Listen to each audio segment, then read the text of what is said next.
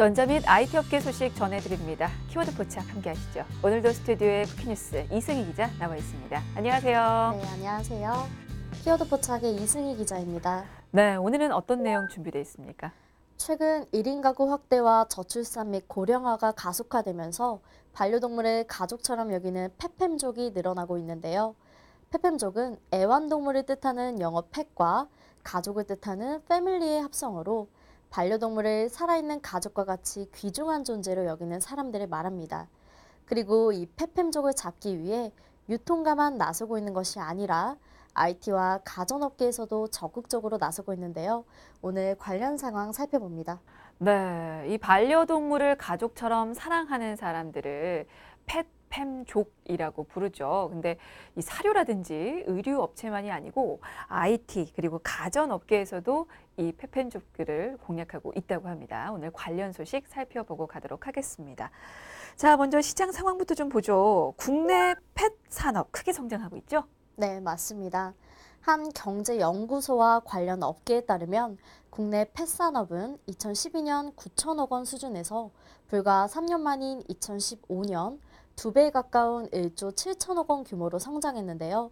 2017년에는 2조 2,900억 원 규모로 확대된 데 이어 오는 2020년에는 5조 8,100억 원까지 성장할 것으로 전망되고 있습니다. 네, 이게 성장 속도가 빠른 만큼 전망도 굉장히 밝은데요. 이유도 좀 살펴보고 가겠습니다.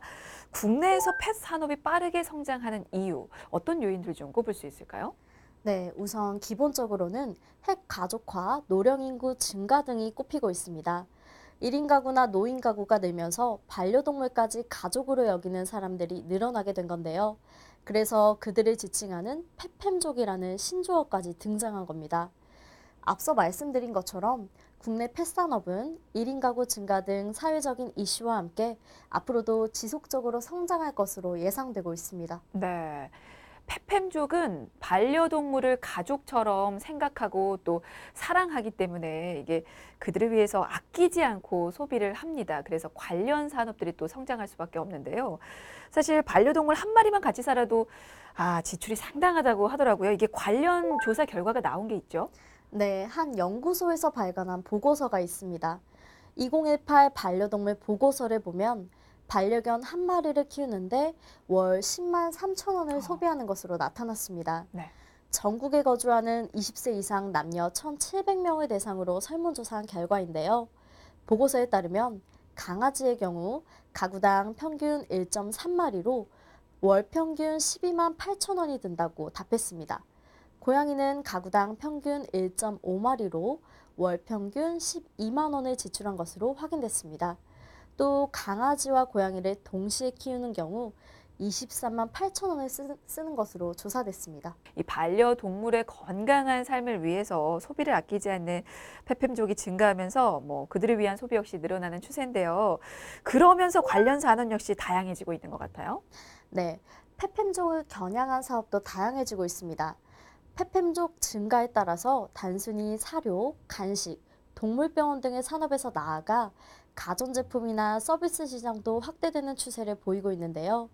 이미 가전과 정보기술 등 각 분야 기업들이 차별화된 아이템을 앞세워 잇따라 시장에 진입하고 있는 모습입니다. 네. 자, 그 펫 관련 산업에 IT 그리고 정보기술 업체들도 나서고 있습니다. 자, 그렇다면 구체적으로 어떤 제품을 내어놓고 있는지 좀 볼까요? 네, 하나하나 소개해드리겠습니다. 먼저 반려동물 털을 청소하는 로봇 청소기가 있습니다. 로봇 전문 기업에서 내어놓은 프리미엄 청소 로봇인데요. 반려동물 털이나 머리카락 등이 엉키지 않고 흡입되는 기술이 탑재되어서 반려동물의 털 관리가 번거로운 펫팸족의 청소 부담을 덜어주고 있습니다. 네, 사실 반려동물 키워보신 분들은 잘 아실 겁니다.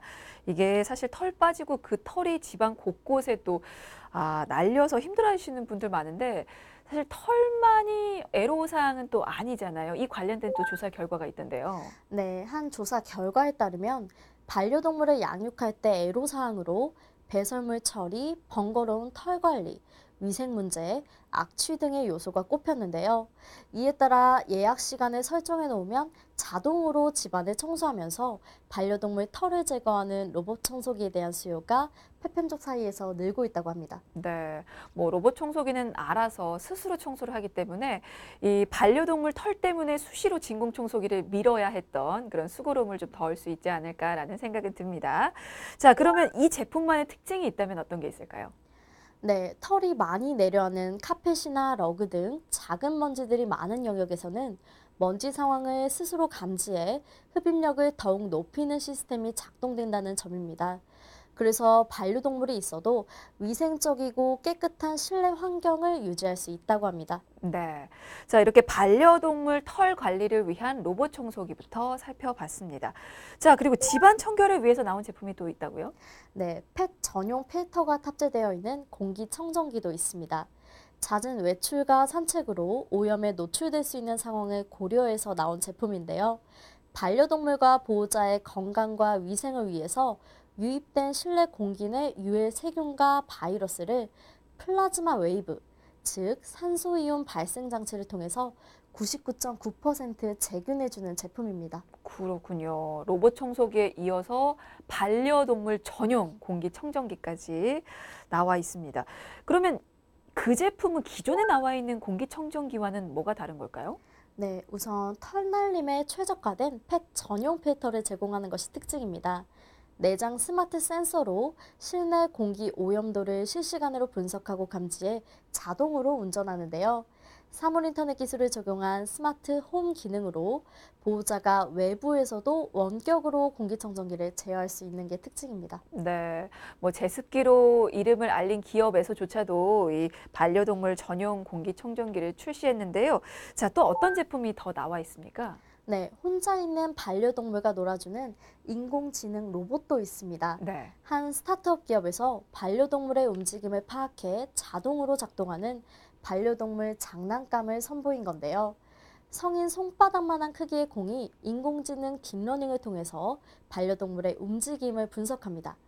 반려동물이 접근하면 그에 맞춰서 굴러가면서 동물과 놀아준다고 합니다. 와, 그러니까 사람이 굳이 공을 뭐 던지면서 놀아주지 않아도 이 반려동물이 혼자서 스스로 활동하고 놀 수가 있겠군요. 네, 맞습니다. 공 내부에 자이로 모터와 LED를 장착해서 움직임과 빛으로 반려동물의 관심을 끌고 있는데요. 외출한 주인은 외부에서 스마트폰 앱을 통해 반려동물의 활동량도 확인할 수 있습니다. 네.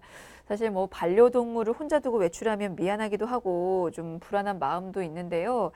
이 인공지능 공로봇 하나면 좀 안심을 할 수 있지 않을까라는 생각도 듭니다. 관련 제품이 혹시 이것뿐일까요? 어떻습니까? 그것과 비슷한 제품도 나와 있습니다. 바로 사료 급여와 공놀이를 겸용하도록 나와 있는 반려견 용품입니다. 그렇군요. 사료 급여와 공놀이를 겸하도록 나온 제품입니까? 네, 예약한 시간에 사료를 주는 자동 급식기와 놀이와 운동을 함께하는 자동 볼 슈팅기를 융합했다고 보시면 되는데요. 반려동물이 제품에 공을 넣으면 보상 개념으로 간식이나 사료가 제공됩니다. 또 다양한 설정에 따라서 연속적으로 자동 놀이가 가능합니다. 지급되는 사료의 양도 4단계로 조절할 수 있다고 하는데요. 실내와 실외 모두 사용할 수 있도록 볼 슈팅 거리 조절도 가능하도록 되어 있습니다.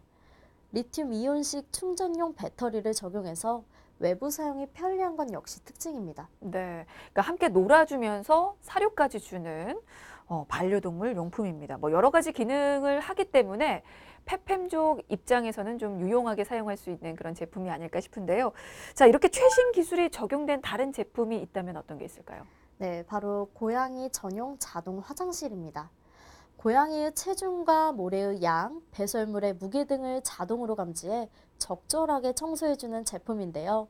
고양이가 용변을 보면 자동으로 청소하고 배설물을 따로 걸러주는 기능이 있어서 모래가 항상 깨끗하게 유지된다고 합니다.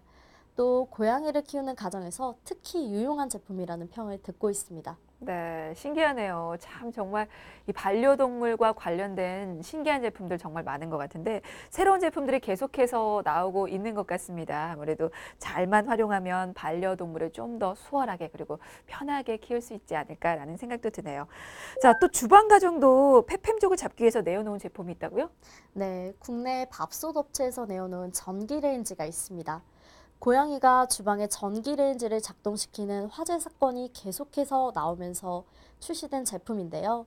반려동물을 키우는 페팸족들의 안전을 위해서 양이 안전 모드를 비롯한 17중 안전장치까지 탑재해 다양한 소비자들의 니즈를 충족시키고 있습니다. 네. 사실 고양이는 강아지와 좀 다르게 이렇게 전기레인지 위를 다니는 경우가 있어서 정말 위험한 상황에 노출될 수가 있습니다. 그래서 안전장치를 탑재한 이렇게 전기레인지가 나와 있는 것 같습니다.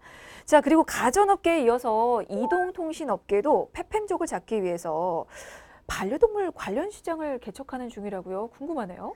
네, 이동통신업계도 적극적으로 나섰는데요. 네. 먼저 자신이 함께하지 못하는 시간에 반려동물이 무엇 하고 있을지 궁금해하는 분들을 위한 홈캠이 인기입니다. 네. 홈캠은 집안에 카메라를 설치하고 휴대전화와 모바일 앱을 이용해서 외부에서도 집안 상황을 지켜볼 수 있도록 만든 사물인터넷 장치입니다. 설치 후에 공유기에 연결하고 컴퓨터로 등록하기만 하면 두 사물이 실시간으로 정보를 주고받는 원리라고 보시면 됩니다. 그러면 홈캠 이용자는 휴대전화를 통해서 집 안을 지켜볼 수 있는 거죠? 네, 맞습니다. 또 카메라 각도 등을 원격으로 조정할 수 있어서요. 카메라를 회전하면 움직이는 동물 동선을 따라서 촬영할 수 있고 방 안에 가전제품을 작동하거나 목소리를 송출할 수도 있다고 합니다. 네. 사실 이 홈캠이요. 처음에는 워킹맘이 주목하면서 뜨기 시작했다고 하는데요. 자, 최근에는 페팸족을 중심으로 또 빠르게 퍼지고 있습니다. 자, 실제로 홈캠을 이용하는 페팸족이 많이 늘고 있는지도 궁금하네요.